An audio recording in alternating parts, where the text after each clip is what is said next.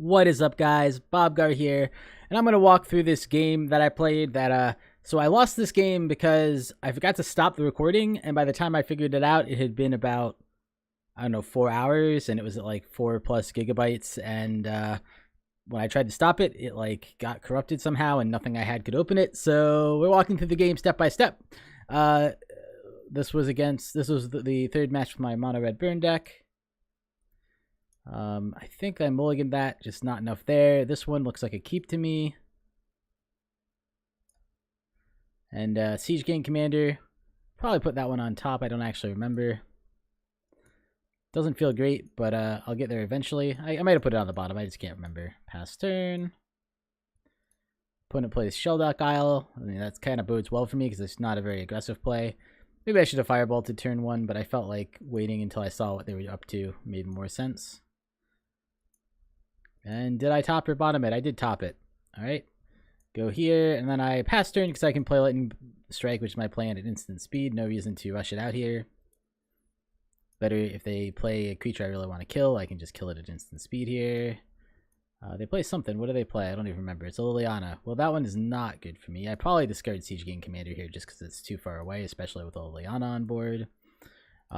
And then I end up in this situation where to really have a chance here, I know I need to kill the Liliana, even though that feels really bad because it's going to eat up two. Well, I guess it will only eat up one. But I use Exquisite Firecraft here, but it's going to slow me way down and use one of my best spells. Play out a land. Don't bother playing Ancient Tomb because it doesn't really get me anything. Tap 3 mana, and then I just Exquisite Firecraft to get rid of the Liliana. I now am up to the place where I can cast Siege Gang next turn, so it feels a little bad. Maybe I should just discard the Firebolt there, but I didn't know. Plays down Baleful Strix. Unfortunately, we're getting a little land flooded here, but I think I just Firebolt the Baleful Strix because... No, I Firebolt face. As I say, I might Firebolt Baleful Strix just because I need to get it off the table. Firebolting face makes some sense there, too. He sent me a message. Hey, we said hi to each other. That was very friendly. Apparently it says I said it twice. I'm pretty sure that's not true, but don't know for sure. Probably just a MTGO glitch.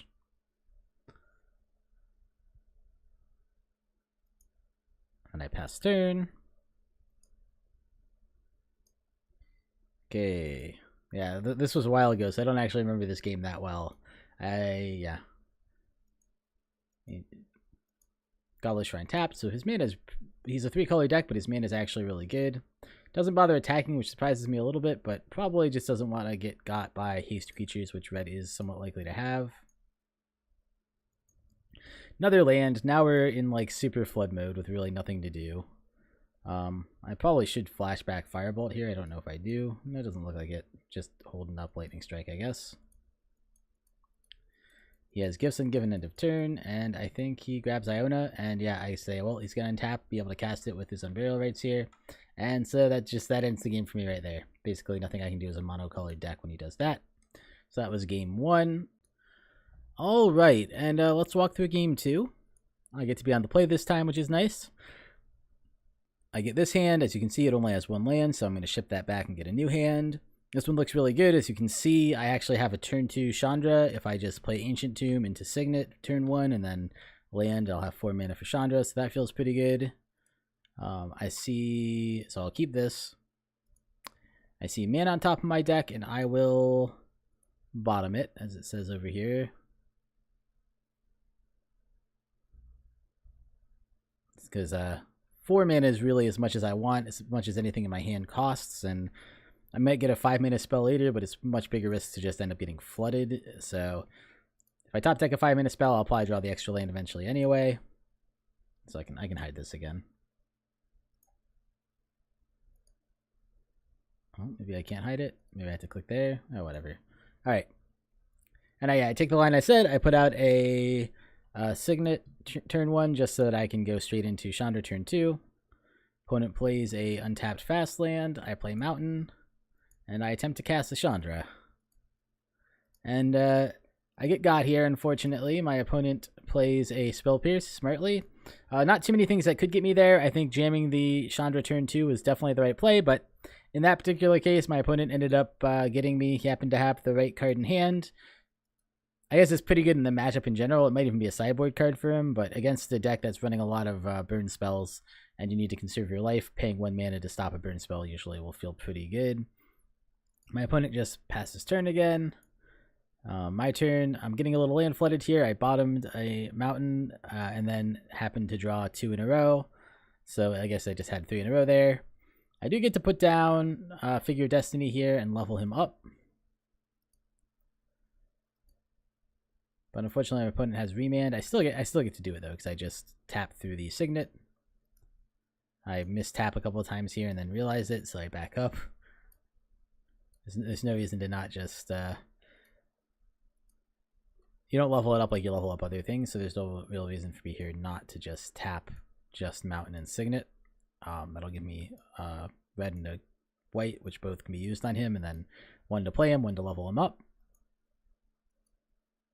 So he becomes a 2/2, and I pass the turn. Unfortunately for me here, my opponent has Liliana of the Veil, which can force me to sacrifice my creature, puts me in a really hard position. Means I have no threats on board, and he passes turn, and I draw a Zergo Bell Striker. I decide that my best play here is to just haste in my Zergo Bell Striker with Dash, which I can do, and take out the Liliana before he can up it anymore. And this also protects my Zergo from sorcery speed removal. I mean, I guess he could have some hand disruption, but I think I'm more worried about the sorcery speed removal here, so I'm keeping Zergo in hand as much as I can. Could have suspended Riftball or even hardcast it there, but didn't seem worth it. Here, my opponent plays Ashiok, ups him to 5. Ashiok is scary enough that we really need to take him off the field. Unfortunately, we drew more mana, so 3 of our 4 draw steps were mana, which is pretty unlikely, especially after bottoming a mountain, but it does happen. So we we dash in Zergo Bell Striker again to take 2 off Ashiok, and then use up our Rift Bolt to take him out. I think this is the only line that really makes sense there. A little unfortunate because we're a burn deck and it's turn 5 and our opponent is at 20 life because he keeps having answers for the things we do, and we keep putting out, well, a couple of things. One, we keep drawing mana. That is I think that's, we started with one mountain, an ancient tomb, and this, and so 4 of our 5 draw steps have been land, unfortunately. I decide I have so much mana, I might as well just keep dashing him out, protect him from sorcery speed removal. Like I said, I think that's more likely that he's going to have sorcery speed removal than it is that he's going to have hand disruption. Here, I draw another mountain, put out Zergo again, attack in, and this time end of turn he Vampiric Tutors. I kind of know what that means, which is not good for me. Basically, what it means is, you'll see by how I play it here. I'm going to play both of these guys onto the board because I know I'm not going to get to resolve another red spell for the rest of the game, because he's going to do what he did game 1 and cast Gifts and Given end of turn, which he does, and put Unburial Rites and Iona in his graveyard, and then reanimate and name red. It's one of the drawbacks of a monocolor deck is Iona gets you pretty good if they happen to be Iona Reanimator, and he does indeed do that. And yeah, that pretty much seals the game. Can't cast the thing in hand, can't really attack into Iona, and just, 3-turn clock. He doesn't even have to do much else. In fact, he taps there and then untaps because he realizes he probably has like a counter spell in hand. It's just better to hold. Oh no, he just Toxic Deluges to get rid of my last couple of guys. Well, that works too. Glorybringer would have been a good draw at some point earlier, but not at this point, obviously. And yeah, he gets in for 7 again. I get to look at my last draw step. He plays Jace the Mind Sculptor. I cry that I don't have anything I can play because I'm off red. And he slams in for the win. So that's the whole game. It sucks a little bit. Obviously, his draw was really good. Mine was pretty bad. I drew a lot of lands, and it was a little bit lucky that he had the answer to my turn 2 play.